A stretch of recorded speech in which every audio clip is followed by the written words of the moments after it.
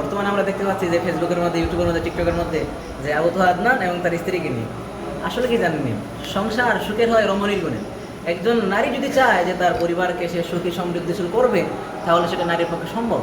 আর একজন নারী যদি চায় যে তার একজন সংসারকে, তার একটা সংসারকে, তার স্বামীকে, তার পরিবারকে ধ্বংস করে ফেলতে, তাহলে এটা নারীর পক্ষে একবারই ইজিলি বিষয়। তো বর্তমানে আমরা দেখতে পাচ্ছি যে আবু তার স্ত্রীর যে একটা অবস্থাটা, শুধু সময় সময় শুধু অপবাদ দিয়েই যাচ্ছে।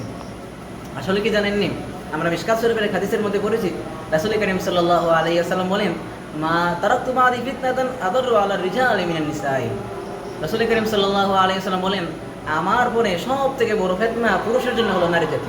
অতএব ভিন্ন এক হাদিসের মধ্যে বলেন, ফাত্তাকুদ দুনিয়া ওয়াত্তাকুন নিসা, এই নারী জাতি থেকে তোমরা সতর্ক থাকো। দুনিয়াটা যেমনইভাবে ভয়ঙ্কর, তেমনইভাবে এই নারী জাতিটাও ভয়ঙ্কর। এই নারী জাতি কারো জীবনকে ফুলের মতো বানিয়ে দিতে পারে, আবার এই নারী জাতি চাইলে মানুষের পরিবারকে, মানুষের জীবনটাকে ফুল থেকে আবার ধ্বংস করে দিতে পারে। এটা ইজিলি বিষয়।